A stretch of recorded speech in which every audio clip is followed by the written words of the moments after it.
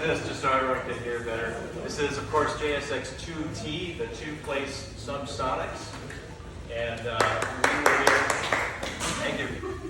We were here till about 2 o'clock this morning, finishing the canopy. It is not finished yet. As we said on the website, it will be flying this fall, but we've gotten it so that folks can try it on for size and get a good feel for the layout and the physical dimensions. You'll notice right away it's more the size of a Sonex or a YX and not a Subsonex. It's much bigger than the Subsonex.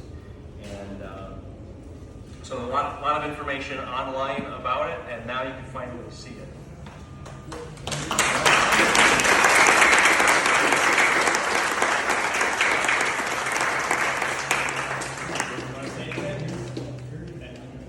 Yeah, he does.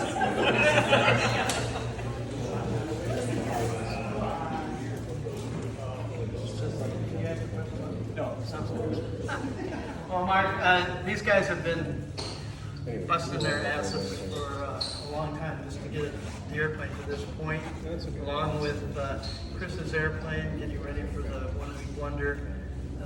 They've just, I can imagine the whole staff is really tired, and I just assured them that I was resting up for them. So really, this is a culmination of a tremendous amount of work previous and going forward. We expect the idea of the airplane is to be one of the least expensive, if not the least expensive jet trainer ever. And you'll be able to transition, not only use it as a sport airplane, but transition and update pilots for other jets, even things like F-86s or something. So it's an interesting project for us.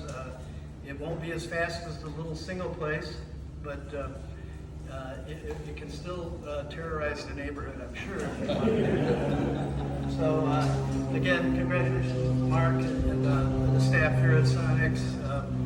I'm very proud of all of them for all the work that they put forward. And, kind of retro makes me look good, so I guess I'm selfish that way, but for sure that we're looking forward to flying this airplane and looking forward to the forward of Sonex. Thank you.